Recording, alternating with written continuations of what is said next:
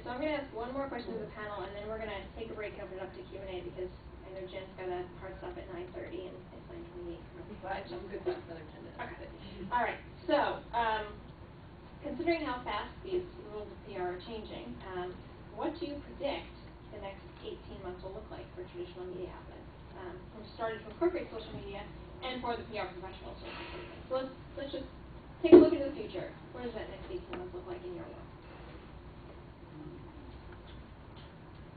That's a tough question because look at MySpace and how now, does anybody still use MySpace? I don't know, And Facebook may still be around, Twitter definitely, but I see more now of a mix between the business and the personal. Like Facebook, you can't really do any direct sells on it. You can't really place ads on it. I mean, they'll kick you off.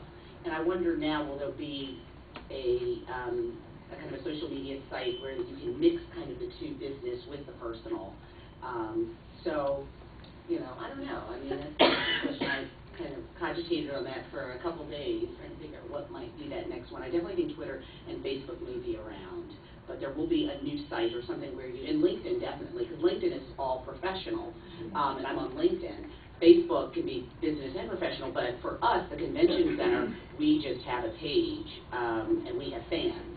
But I wonder, will there be a site where we can, at least, or I'm hoping, where we can mix kind of our business with our personal, where we can do some direct selling, we can do some more advertising, And I think also it'll be more seamless in terms of using the tools of social media, incorporating them into our everyday lives. Where right now, you go on to Hootsuite or TweetDeck and you sort of take a break from your traditional work, and we've talked about how it adds to the workload that you do. I think it'll be more enveloped into what we do every day, whereas maybe when you're sending out a pitch, there'll be something to incorporate the social media in instead of having to launch a new web link to do that. I think it'll just become more natural as a part of what we do in our everyday lives, as opposed to, okay, now I've got to switch gears and do social media, and now I've got to switch gears and go back to writing. I think they're going to be more intertwined. There are a couple of areas that I think there's going to be some really interesting developments in. One that you could start using right now is called Ustream.tv. And basically, I think going from the YouTube focus, which is after the fact, and you want people to view, what about live? Like, what are you doing that's live? Like, I can take my iPhone right now, go out to a constituent meeting with the council member and tweet and tell everybody, join us on Ustream at this address with a little BitLive address, and say, tune in to our constituent service meeting, and everybody in the entire city can join through that live. I think that's definitely one area where we're going to try and push the envelope. And then two, I think just in software. I think that Nike is really leading the way in actually PR-related software. If you think about the Nike Plus, they have a website, they have a software program that's on everybody's mobile things that keeps track of it. You can share everything through Twitter. And so, taking the programming side with software and engineers and actually turning them into PR professionals and combining those with their strategy, I think are really cool things you can do. Obama did it with his campaign, and so did a lot of other politicians. Writers beware, everything's going to be video. It's very sad, but that's the way it's going. My real prediction is we saw I'm not going to say the death of the community newspaper in print, because that hasn't really happened, but you will notice that a lot of the smaller local newspapers had trouble staying in business, mostly for ad sales, and your larger newspapers stayed in business, but there's going to be a shift back, and everything is definitely going to be hyper-local, and you know that because of all the geolocation software that's becoming so popular with Foursquare, and even Twitter trying to have geolocation software embedded in it, and Facebook having geolocation software embedded in it.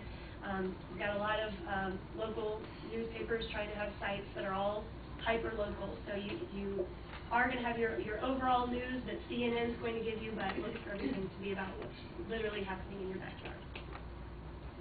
I wonder if, just off from the PR angle, if there'll be more video pitches that come our way, because I don't know. In all honesty, I don't know if it would work. One area that does work really well is I get pitched bands that come through the city all the time, and I don't even read anything. I immediately click on their YouTube link to see how many views, because they call it the Paul rule in our little newsroom meetings. I'm like, how many views did they have? Band sucks. Okay, no one knows. So I don't know if as resources get easier to like you referenced, split video. Would we see Terry pop up and do the next pitch of hey Paul, I have this great story idea. I don't know if that would be more successful or more annoying. I don't know what would you say. No, not for you. I'm just saying because sometimes the video really enhances. It makes it easier, and you can flip through a lot easier, and you can get the message clearer and quicker. And maybe I don't know. I haven't seen someone. I've seen pitches, and then there'll be supplemental information on video, but I haven't had someone pitch me a video. But I wonder if that would be something that might be effective. I don't know. There's tons of research on online video and where that's going, and I always felt a little bit like a hypocrite because I'm supposed to believe in this, but I just don't, because I don't watch a lot of online video. I will totally watch the occasional funny one that someone sends around, but as a general rule, I don't tune into it. But what I would say, and what this may change too, and there's the iPad right there, mobile is going to, they've been predicting this forever, but we're at a point now, we just got an iPad, and this is the first technological plunge that's taken in a long time. And I will tell you, in a strange way, it has kind of changed our lives a little bit. I know that sounds like Apple geekery, but and we're not even Apple people, in my family, but it's like we have a PC, but it's really having those concise programs and having that as kind of like our nightly sit there, flip through your email, flip through whatever website you want to look at. It's a different experience. And that whole mobile device, somebody actually did this at a panel a few weeks ago, who's obviously a very big mobile proponent, but was like, okay, who here has a laptop? I see one, maybe two out there. Who here has a cell phone with them? And the whole room went like this. And gradually those two things are going to become one. They're getting there faster every day. So the more we can adapt as content providers to the mobile world, which is something we're traditionally kind of slow at, I think will be helpful. Yeah. Absolutely. I was just on a panel, or at a panel rather, a couple months ago, and the questions were taken by Twitter, by phone, and texting. And it was I think that's definitely the wave of the future. And as Jen said, you definitely have to adapt to it. But all the questions, none of them were taken, you raise your hand, it was just tweet your question or text your question, and there it was up on the screen. We did try video pitching. Did you really? It wasn't very effective. Did you have a effective. council member? It wasn't effective at getting through to the media. But I will say, when you're thinking about doing it, it's still a good thing to try, but it should always have a dual purpose. That's why you need to have your own audience. You need to understand that it's going to serve your own audience in addition to pitching the media. Right, and one thing that just came to mind, in addition to maybe pitching, but you can also get your message out there depending on what your organization is with YouTube video. I was just sent, Greenpeace did this Scam Wow video, and it's a parody of Sham Wow, and they're like, look, it'll clean the baby kitten, and it's this fake kitten, with oil, and then they have a real kitten, and it's humorous, but in the same notion, it got me kind of interested in the group, and I want to be are they making a bunch of videos? Do they have this whole campaign of viral videos trying to take down Congress?